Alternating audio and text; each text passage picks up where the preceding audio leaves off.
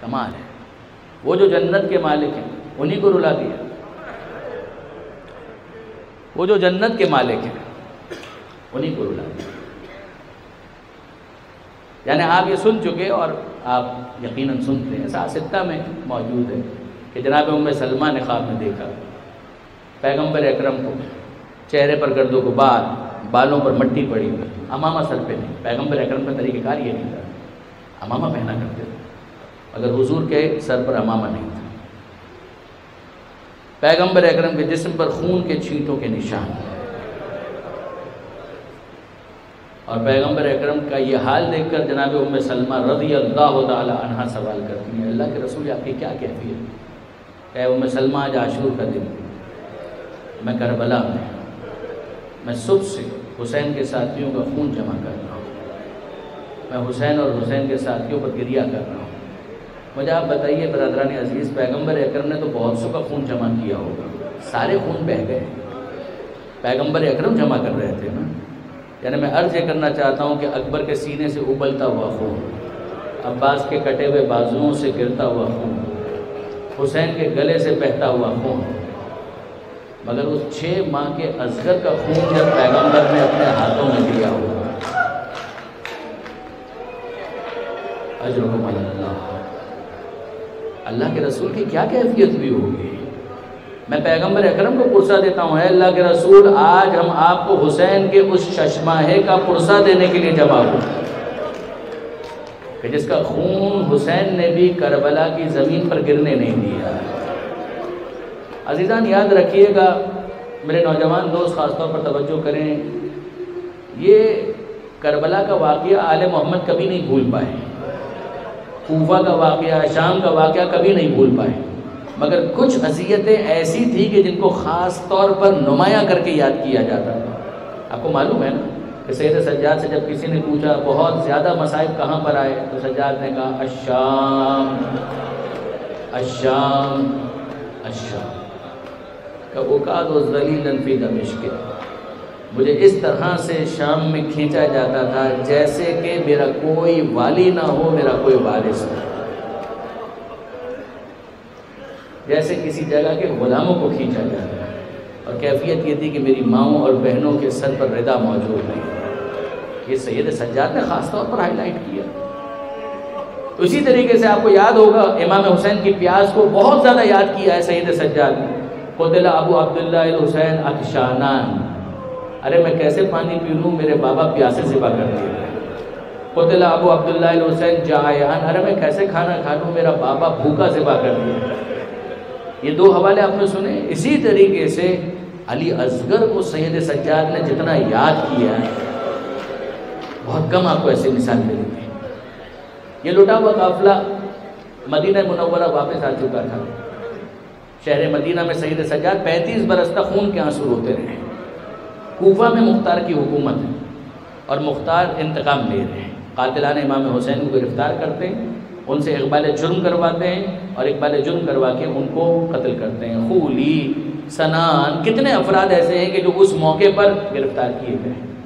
اچھا یہ بھی میرے نوجوان دوست یاد رکھیں کہ یہ جتنے قاتل ہیں ان سب نے ابن زیاد کے دربار میں اپنی اپنی رپورٹس جمع کرائی تھیں کہ ہم نے کربلا میں یہ کیا، ہم نے کربلا میں یہ کیا، تاکہ زیادہ سے زیادہ انعام مل سکے.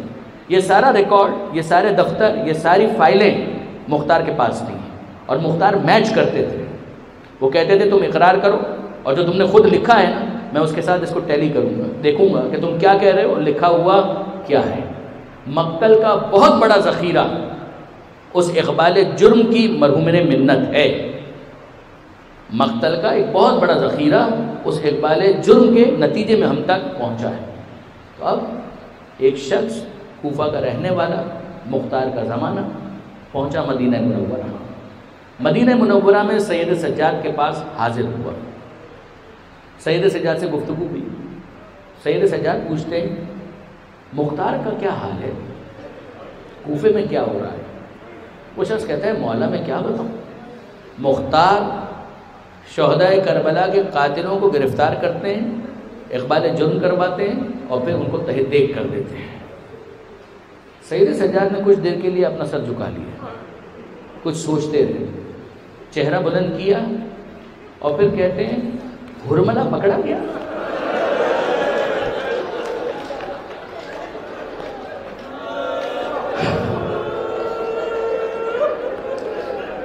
ہرملہ گرفتار ہوا، ہرملہ پکڑا گیا۔ وہ شخص کہتا ہے مولا میں حیران ہوں، آپ نے اکبر کے قاتل کے بارے میں نہیں پوچھا، آپ نے عباس کے قاتل کے بارے میں نہیں پوچھا، حد یہ ہے کہ آپ نے اپنے بابا حسین کے قاتل کے بارے میں بھی نہیں پوچھا، پوچھا آپ نے تو اس ننھے مجاہد کے بارے میں پوچھا، ہرملہ نے اسی کو تو قتل کیا تھا، اے مولا آپ اس کے بارے میں پوچھ رہے ہیں۔ اور اب سید سجاد کہتے ہیں وہ تیر اصغر کو تو نہیں لگا تھا، تمہارا خیال ہے وہ تیر اصغر کو لگا تھا؟ وہ تیر اصغر کو نہیں لگا، وہ تیر ہم آل محمد کے جگر کے پار ہو گیا، ہمارے دل کے پار ہو گیا۔ ہم نہ اس ننھے مجاہد کو فراموش کر سکتے ہیں، نہ اس کے بہتے ہوئے خون کو فراموش کر سکتے ہیں۔ اس شخص نے کہا مولا اب تک ہرملہ تو گرفتار نہیں ہوا، آپ کو تہذیب آل محمد میں بہت کم ملے گا کہ کسی کو بددعا دی جائے، مگر اس موقع پر سید سجاد نے ہرملہ کو بددعا دی کہ وہ گرفتار ہو، وہ قتل کیا جائے، یہ بددعا دی سید سجاد نے۔ اور یہ شخص واپس آ گیا، کوفہ میں داخل ہوا۔ جب کوفہ میں آیا، مختار کے دربار میں پہنچا، دربار سجا ہوا تھا، اور اچانک اس نے دیکھا کہ ہرملہ کو گرفتار کر کے لایا جا رہا ہے۔ جیسے ہرملہ کو گرفتار دیکھا، اس نے نعرہ تکبیر بلند کیا، اللہ اکبر۔ مختار کہتے ہیں اس کی طرف متوجہ ہوئے اور کہنے لگے خدا کی کبریائی میں تو کوئی شک و شبہ نہیں ہے، مگر اس موقع پر نعرہ تکبیر لگانے کی کوئی خاص وجہ؟ اب یہ کہتا ہے مختار میں کیا بتاؤں، میں مدینے سے ابھی بس کوفہ میں داخل ہوا ہوں، وہاں میری ملاقات ہوئی سید سجاد سے، سجاد نے آپ کے بارے میں پوچھا، قاتلوں کے بارے میں پوچھا، جب میں نے بتایا کہ آپ قاتلوں کو گرفتار کر کے قتل کر رہے ہیں تو سید سجاد نے صرف اس ہرملہ کے بارے میں پوچھا کہ یہ گرفتار ہوا یا نہیں۔ جب میں نے کہا کہ نہیں گرفتار نہیں ہوا تو سجاد نے اسی کے بارے میں بددعا کی، اور میں یہاں آیا اور میں نے دیکھا یہ گرفتار ہے، میں اپنے جذبات پر قابو نہ پا سکا۔ مختار اتنے جملے سننے کے بعد دھاڑے مار مار کر رونے لگا، گریہ کرنے لگا، آنسو بہانے لگا، اور مختار نے ہرملہ کو مخاطب کر کے کہا اے ہرملہ بتا تو نے کربلا میں کیا کیا تھا، بتا کہ تو نے کربلا میں کون سے جرائم کیے تھے۔ ہرملہ نے اپنے ہاتھوں کو جوڑا اور کہنے لگا امیر جو سزا دینی ہے دے دے، اگر مجھے قتل کرنا ہے مجھے قتل کر دے، مگر امیر مجھ سے یہ سوال مت کر کہ میں نے کربلا میں کیا کیا، میں بتانا نہیں چاہتا۔ مختار کہتے ہیں ہرملہ بتانا تو پڑے گا۔ ہرملہ اصرار کرتا ہے امیر مجھ سے مت پوچھ، مجھے قتل کر دے، مگر مجھ سے یہ مت پوچھ کہ میں نے کربلا میں کیا کیا، کہا تجھے بتانا پڑے گا۔ اور اب ہرملہ کہتا ہے اے امیر میرے پاس 7 تیر تھے جن میں سے 4 نشانے پر نہیں لگے، اے امیر بس 3 تیر تھے جو نشانے پر لگے، 7 میں سے 4 تیر نشانے پر نہیں لگے، اے امیر بس 3 تیر تھے جو نشانے پر لگے۔ مختار کہتے ہیں بتا کہ تو نے پہلا تیر کس پر چلایا۔ اب ہرملہ کا جواب سنیے۔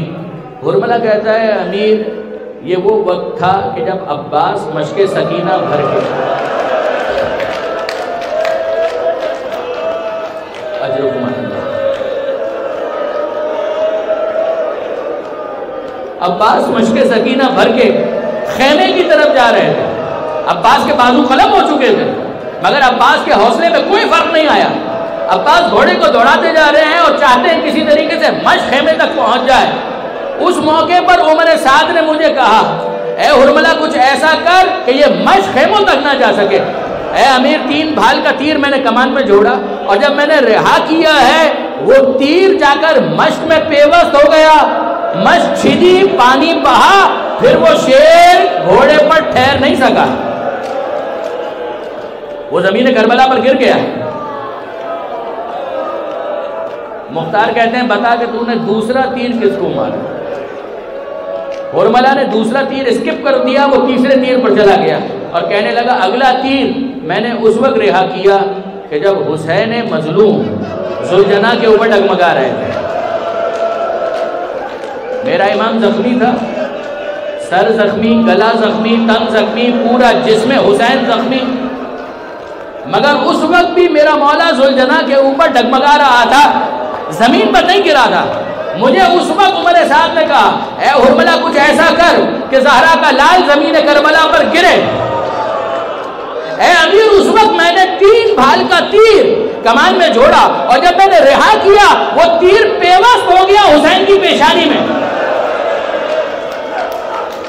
اجرکم اللہ، خون کا فوارہ حسین کی پیشانی سے جاری ہوا اور پھر اس کے بعد زہرا کا لال ذوالجناح کے اوپر ٹھہر نہیں سکا، وہ زمین کربلا پر گرا۔ اور کیسے گرا؟ زمانے کے امام کی فریاد یاد ہے نا کہ میرا سلام ہو اس پر کہ جو جب زین سے زمین پر آیا نہ زین پر تھا نہ زمین پر تھا۔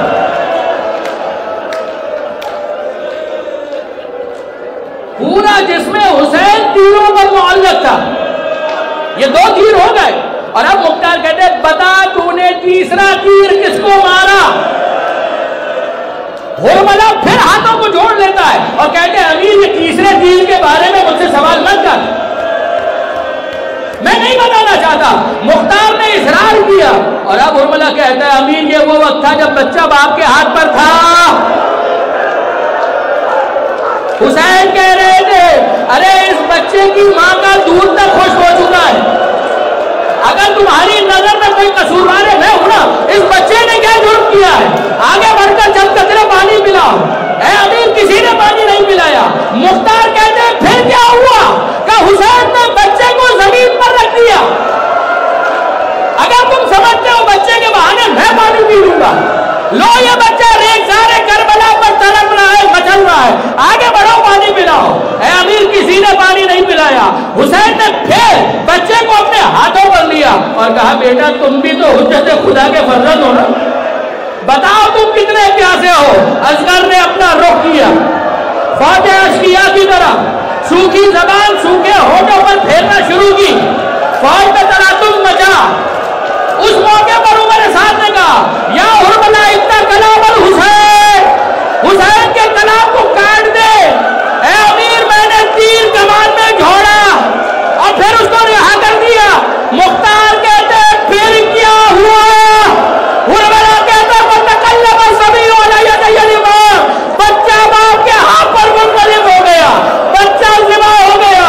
حسین نے خون اصغر جو ہنسی دلو میں لیا، اپنے چہرے پر مل کر کہنے لگے میں اسی طرح اپنے